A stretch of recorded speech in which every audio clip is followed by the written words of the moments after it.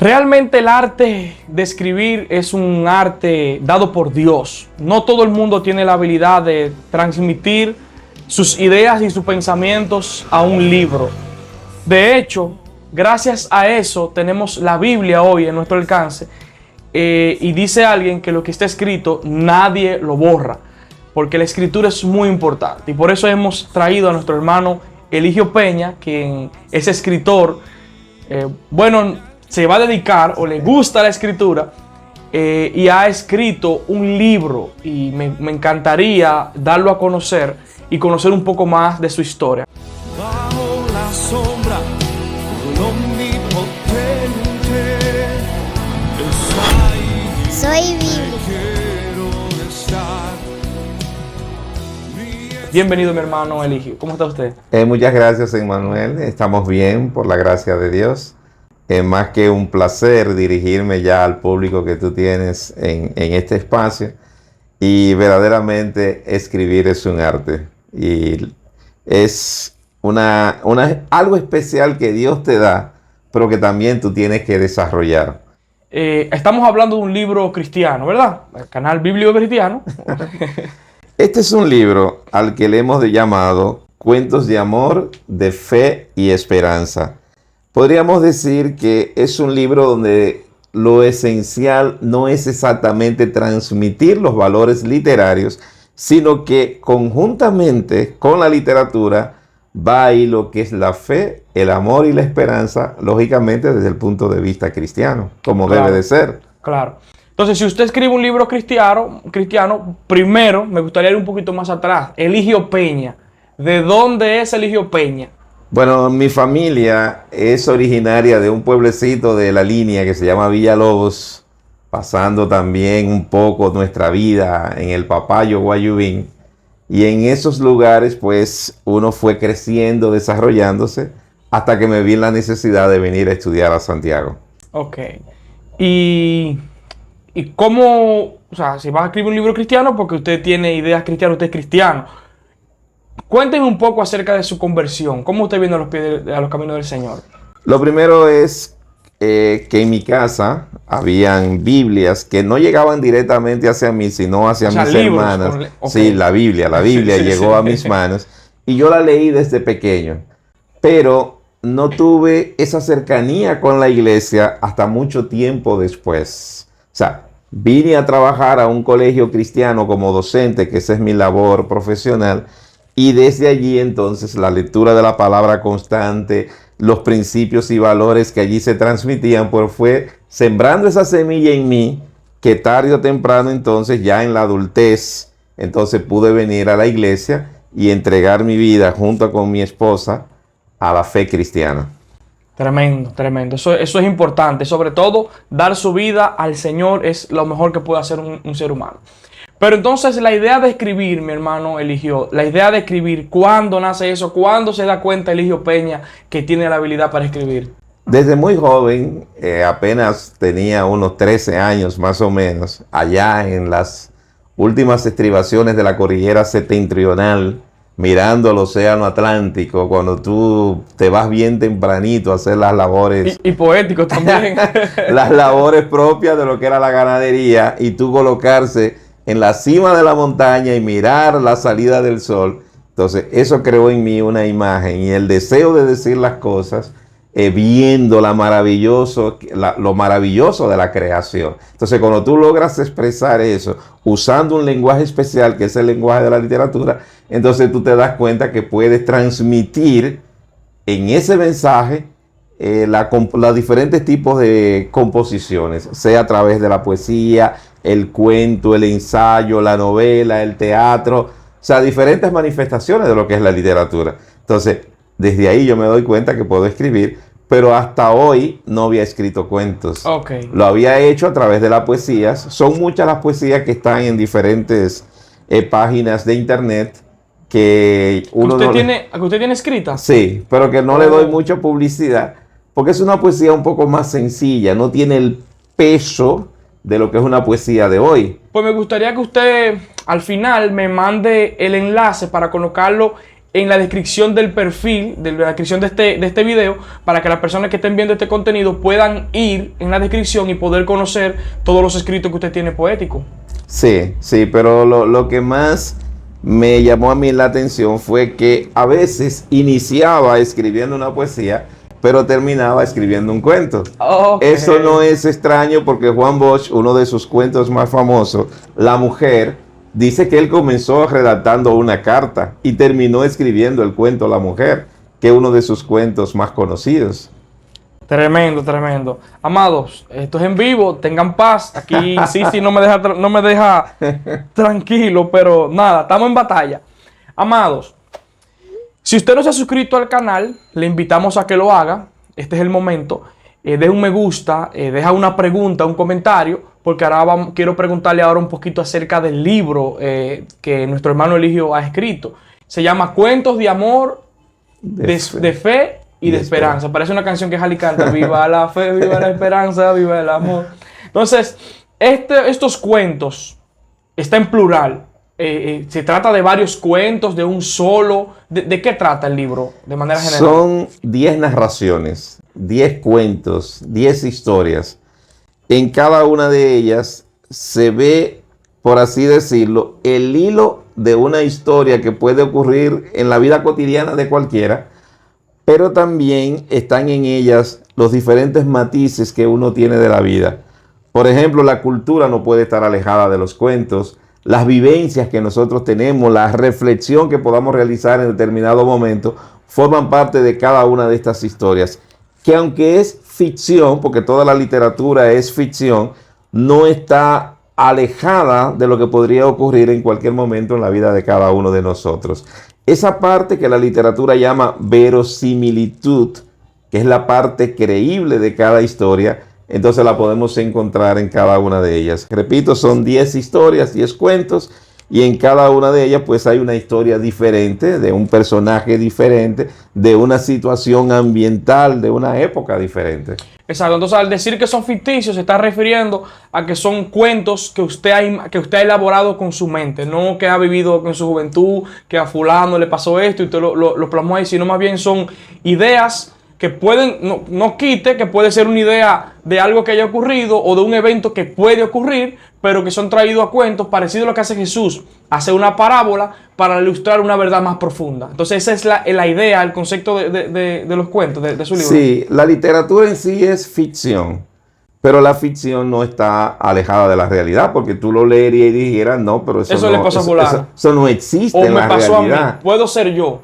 Sí, pero lógicamente que cada persona que lee la historia puede identificarse con uno de los personajes, con una de las ciudades, con uno de los diálogos, porque la ficción tiene que ser creíble. Claro. Y está basada en una realidad y por lo tanto los matices sociales, económicos, políticos, deportivos, policiales, todos están incluidos en diferentes historias de tal manera que la gente pueda decir, eso puede ocurrir en cualquier lugar de República Dominicana, claro, y no solo de nuestro país, sino en cualquier lugar de Latinoamérica. Claro, claro, porque me imagino que cuando usted está haciendo las ideas, está pensando, abarcando muchas áreas, no solamente en un local, sino que estas historias puedan llegar a más personas, porque al final entiendo que lo que buscamos con esto es transmitir el mensaje que hay detrás de cada historia. Exacto, exacto.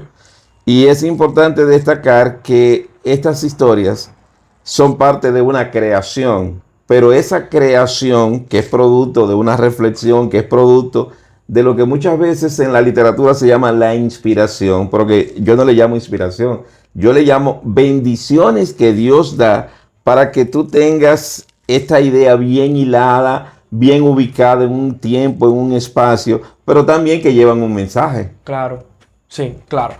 Entonces, dentro de estos cuentos, me dijo que hay 10 cuentos.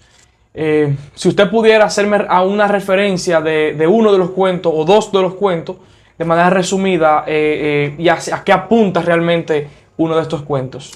Bueno, te puedo hablar de Emanuel, que si lo lees no tiene nada que ver contigo, pero que es un cuento que trae a colación la historia de una familia, de un embajador que vivía precisamente en Jerusalén cuando su partido de gobierno estaba pues en su función, pero que luego cae el partido, cae el gobierno y por lo tanto la familia deja de ser embajadora allá en Jerusalén para entonces regresar a República Dominicana. No decimos exactamente Jerusalén, porque la mayoría de las embajadas estaban en Tel Aviv, porque Jerusalén no era reconocida como capital de Israel, sino Tel Aviv. Y desde allí viene esta familia aquí a Santiago, pero que ya no es la vida económica. Por lo tanto, Emmanuel tiene que adaptarse a vivir a una nueva realidad. Ya su familia no estaba en lo que era la vida de los ricos, ahora está en la vida de los pobres. Y Emmanuel, entonces, lógicamente, sin dinero ya su familia, porque no puede costear una universidad privada cara,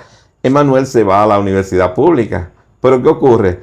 La universidad pública es un lugar donde se producen o se producían muchas protestas. Entonces, ¿qué hace Emmanuel allí? Emmanuel tiene que decidir, ¿qué hago?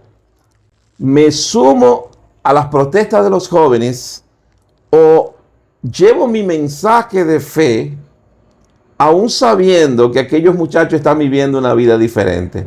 Claro. Entonces, en medio de la protesta, Emmanuel lo que hace es, en vez de comenzar a tomar las piedras, que era la costumbre de los jóvenes, de lanzarle a la policía y de esas cosas y de provocar disturbios, Emmanuel lo que hace es que rescata a aquellos jóvenes que son golpeados, los saca de en medio de aquella batalla campal y aún allí, Emmanuel, sabiendo que no está formando parte de la protesta, Emmanuel es apresado. Wow. Emmanuel es investigado.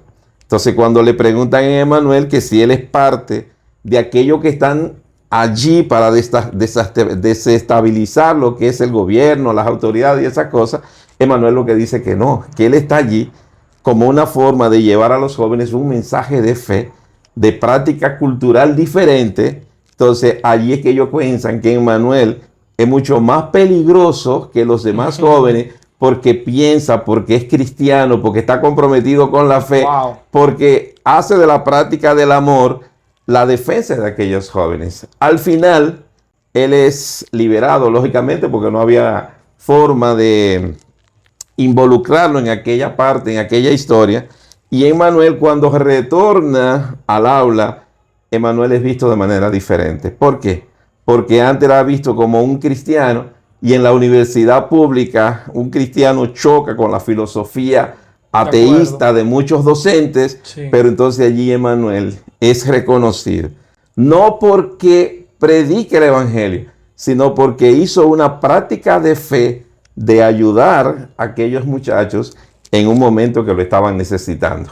Wow, cuánto Emmanuel necesitamos hoy día en la sociedad para que con medio de su testimonio, por medio de su fe, por medio de esa esperanza viva que tiene, pueda cambiar la perspectiva de muchos y dirigir a esas personas hacia los caminos del Señor. Yo creo que eso es una historia excelente que puede motivar a muchas personas que pueden leer el libro, identificarse con ellos y decir, pero yo puedo ser ese Emmanuel, pero yo puedo ser ese fulano, y cómo estas historias pueden ayudarnos a nosotros a motivarnos a también nosotros ser entes cambiantes en nuestra sociedad. Me parece fenomenal. Así que yo quiero ese libro, yo quiero leer ese libro. Usted me lo mandó, yo no lo he leído, pero usted me ha dado una pincelada sobre Emmanuel, y no porque sea mi nombre, pero yo voy a comprometer a leerlo porque verdaderamente es un libro de mucha bendición.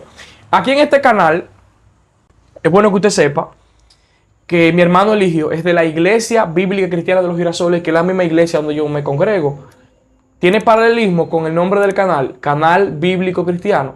En el pasado también estuvo con nosotros nuestro hermano Marino Martínez, que escribió un libro que pertenece a la Iglesia Bíblica Cristiana. Pero también estuvo con nosotros Jonathan Bautista, que es pastor de la Iglesia Bíblica Cristiana de la Villa Olímpica.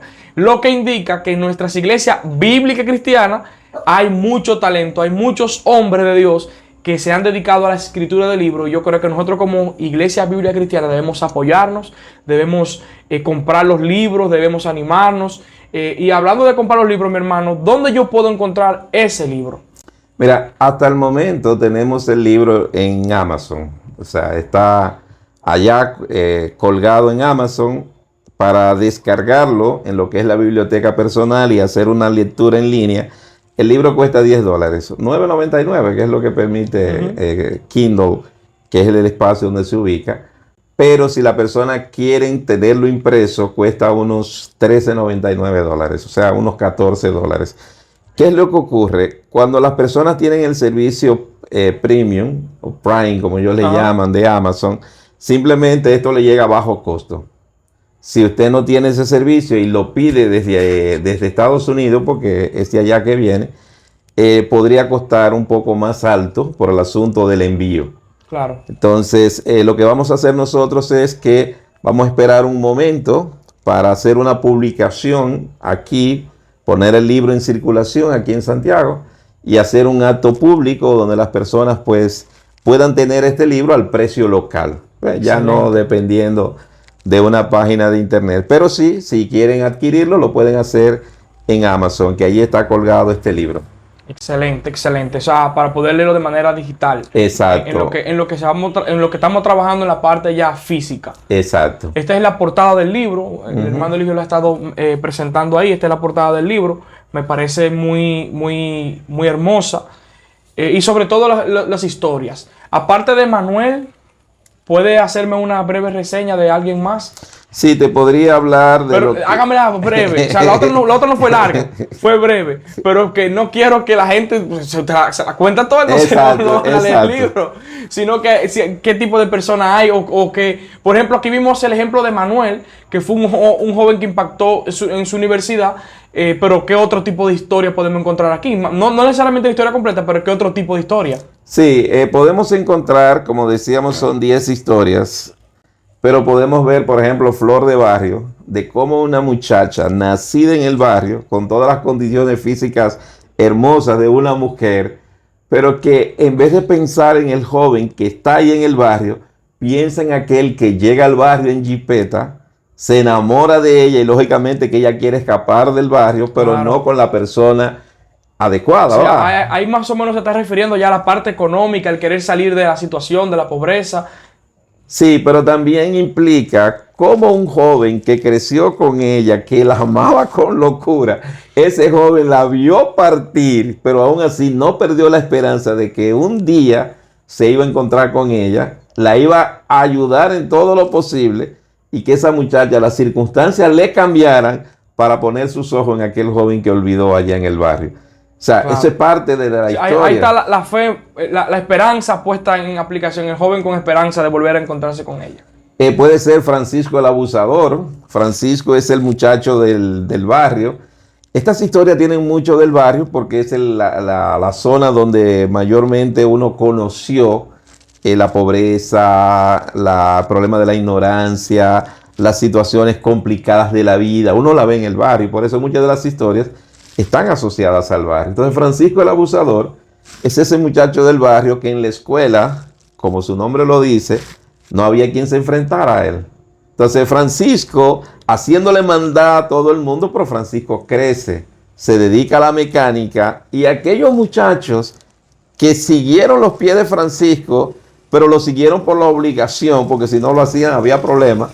Esos muchachos crecieron, se hicieron profesionales y un día volvieron a conocer a Francisco, a buscarlo, a ver qué había pasado con él. Y en medio de una situación difícil, logran ayudar a Francisco a salir de un grave problema en el que se vio. Tremendo. Y lógicamente que esta forma de ayudar a otros en medio de una necesidad es una forma de servicio también de fe.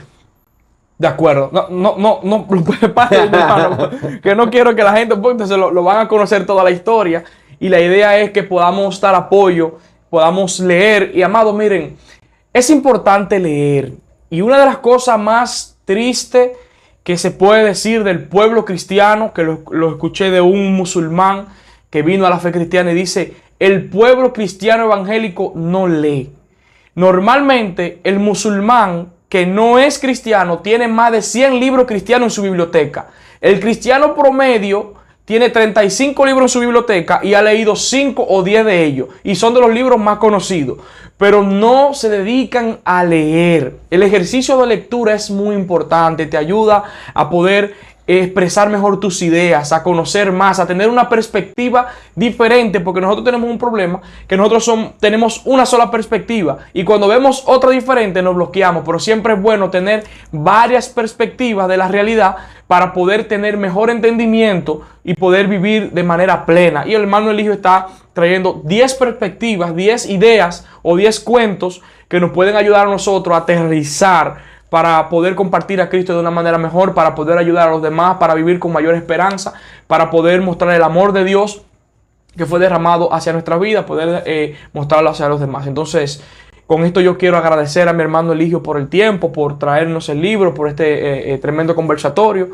Y ustedes no recuerde suscribirse al canal, dejar su comentario. Siempre deje un comentario ahí, que eso nos va a ayudar a nosotros a poder expandirnos. Lo que hace YouTube es lo siguiente: usted deja el like, usted comenta, YouTube entiende que el contenido está gustando y comienza a recomendarlo a otras personas. Así que hágalo, por favor, y comparta con otras personas para poder alcanzar a un mayor público y seguir haciendo contenidos como este. Así que muchas gracias, y gracias, mi hermano Eligio, por compartir con nosotros.